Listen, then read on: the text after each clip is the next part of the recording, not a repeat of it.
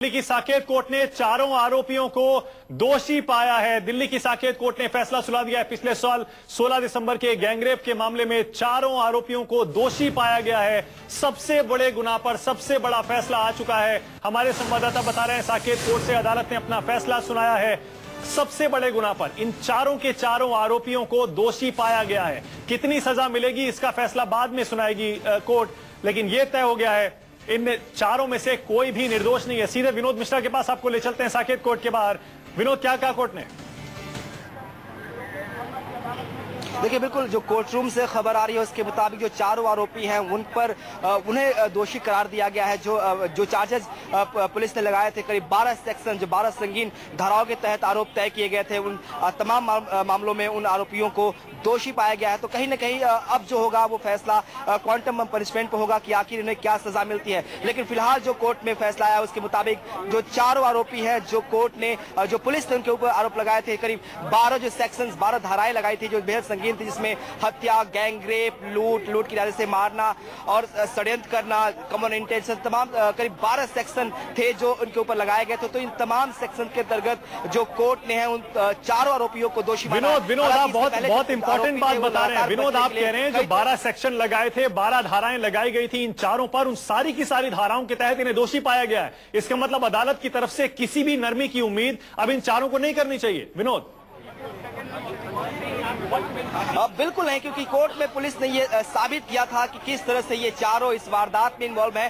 जो भी sections police ने, जो भी धाराएं पुलिस ने अपनी चार्जशीट में लगाई थी वो उन पर लागू होती थी और ये सभी 6 आरोपियों पर लागू होती थी। हालांकि एक जो आरोपी था वो नाबालिग था, लिहाजा उसका फैसला जुवेनाइल जस्टिस बोर्ड को करना था। लेकिन जो 5 आरोपी थे जिन्हें साकेत कोर्ट में जिनके खिलाफ मुकदमा चल रहा था, उन सभी पर वो सारी धाराएं लागू हो रही थी। कहीं भी पुलिस ने ये साफ नहीं किया था, चार्जशीट में कहीं भी ये इस बात का जिक्र नहीं था कि इसमें से कोई भी आरोपी उस धाराओं के अंतर्गत नहीं आता है। जितने भी सेक्शंस लगाए गए थे वो सभी के साथ लगाए गए थे। आपको ये बताया कि 120 बी 120 बी यानी साजिश लगाया गया था, 34 यानी कॉमन इंटेंशन लगाया गया था। यानी कि जब ये वारदात को अंजाम दी गई थी उस वक्त सभी का इंटेंशन जो था, उद्देश्य था एक ही था। यानी हर कोई उस लड़की के साथ रेप करना चाहता था, गैंग रेप करना चाहता था और शायद उन दोनों को, लड़की को और उसके दोस्त को, इस हाल में छोड़ देना चाहता था कि वो मर जाएं और इन 6 लोगों के खिलाफ कोई सबूत ना मिले। विनोद, एक सेकंड में आपके पास लौट रहे हैं। अपने दर्शकों को फिर से बता दें, ये मेरी दाईं तरफ आप ये जो 4 लोगों की तस्वीरें देख रहे हैं, ये वही दरिंदे हैं जिन्हें आपसे थोड़ी देर पहले साकेत कोर्ट ने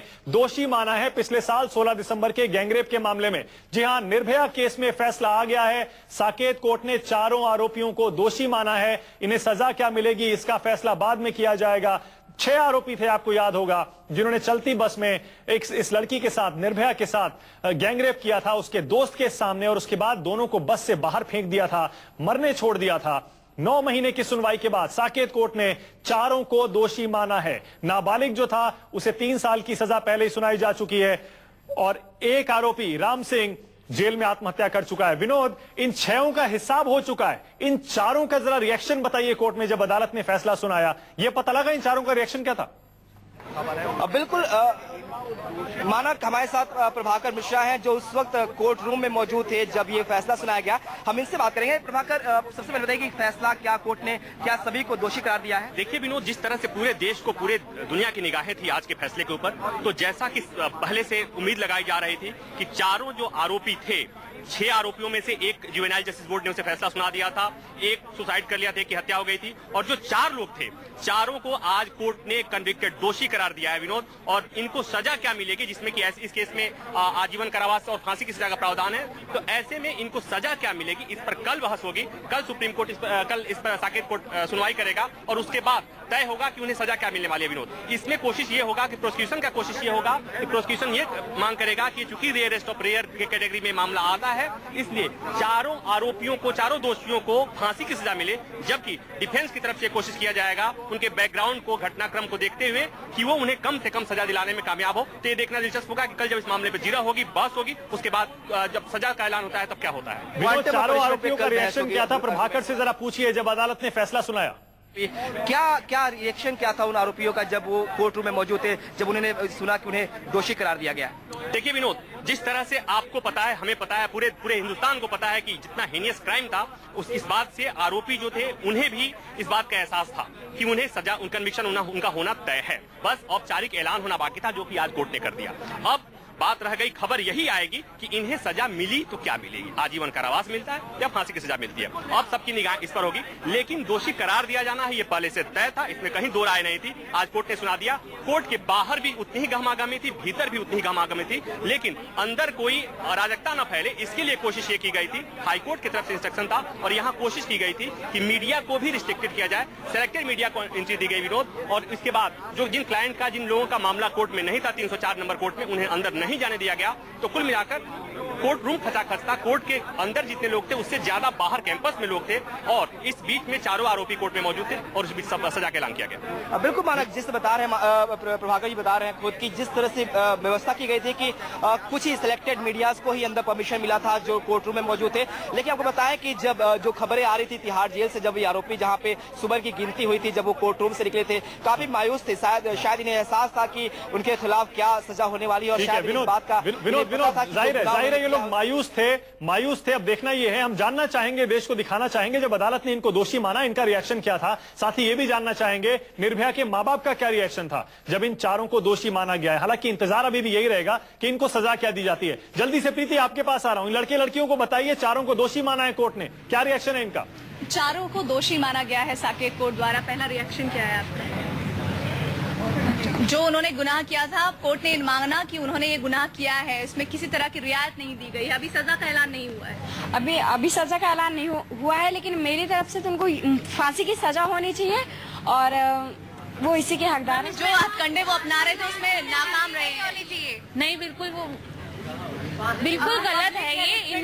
जल्दी से जल्दी इसके ऊपर रिएक्शन होना चाहिए था। इससे अगर पहले रिएक्शन होता तो बाद में जो और केसेस हुए तो वो नहीं होते। प्रीति एक सेकंड में आपके पास लौट रहा हूं, फिर से हमें साकेत कोर्ट जाना पड़ेगा विनोद के पास। विनोद, जरा कुछ पता चला है कि अंदर आज हुआ क्या है? क्या जाहिर है दलीलें दी जा चुकी थी, आज तो सिर्फ फैसला सुनाया जाना था, लेकिन पता चला है कि अंदर हुआ क्या है? हालांकि मीडिया अंदर नहीं जा पाया, पर कुछ खबर आ रही है बाहर? बिल्कुल, हम प्रभाकर से पूछते हैं सवाल, क्योंकि प्रभाकर जी कोर्ट रूम में थे। कैसा माहौल था कोर्ट रूम में और क्या कुछ हुआ, क्या क्या दलीलें दी गई? क्या चूंकि फैसला आज सिर्फ इन्हें गिल्टी साबित करना था, इन पे दोषी होनी थी, लेकिन क्या उस वक्त माहौल था कोर्ट रूम में? कौन कौन लोग थे और क्या कुछ हुआ कोर्ट रूम में? विनोद, जैसा कि पहले से इतना हाई प्रोफाइल केस है और इतना हेनियसनेस इन्वॉल्व था इस केस में, तो जो आरोपी थे, चारों आरोपी को जब बुलाया गया तो उनकी सुरक्षा की खास व्यवस्था की गई थी। इसलिए कि हमेशा से उनकी सुरक्षा एक बहुत बड़ी चुनौती रही कि चूंकि लोगों में इतना आक्रोश है। यहाँ भी सुबह जिस तरह से जब 10:30 बजे के करीब में कोर्ट कैंपस में भी कुछ यहाँ पर प्रदर्शनकारी आए, तो पुलिस को इस बात का अंदेशा था कि यहाँ पर प्रदर्शनकारी जो हैं लोग एग्रेसिव न हो जाएं। तो पहले से जो हमेशा उनकी सुरक्षा को चिंता होती है अक्यूज को लेकर, आज भी उस तरह की चिंता कोर्ट में साफ दिखी और उनको तत्काल जिस तरह से 12:30 बजे फैसले का ऐलान था उसके ठीक पहले कोर्ट में चारों लोग प्रोड्यूस किए गए और एक बैरिकेटिंग की गई थी। उस बैरिकेटिंग के तहत उनको लाया गया ताकि कोई बाहर का आदमी या कोई भी आदमी उनके पास तक नहीं पहुंचे। जाहिर सी बात है कि पुलिस को इस बात की संभावना थी कि कहीं हो सकता है कि कोई इस प्रकार का कोई अटैक करते, तो इससे बचने के लिए सुरक्षा के व्यापक बंदोबस्त किए गए थे।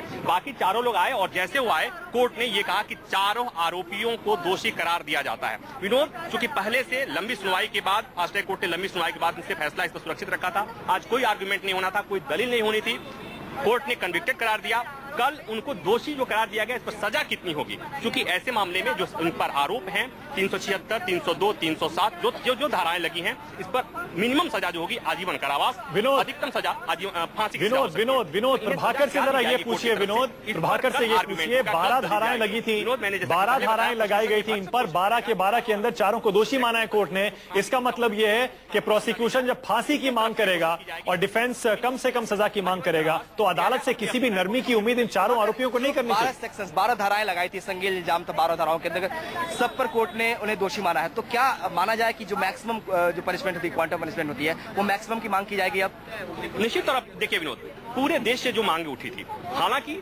रेप लॉ में जो बदलाव हुए थे वो बदलाव उस पर लागू नहीं होते, लेकिन जैसे उस लड़की के साथ, निर्भया के साथ जो हिनियसनेस वाली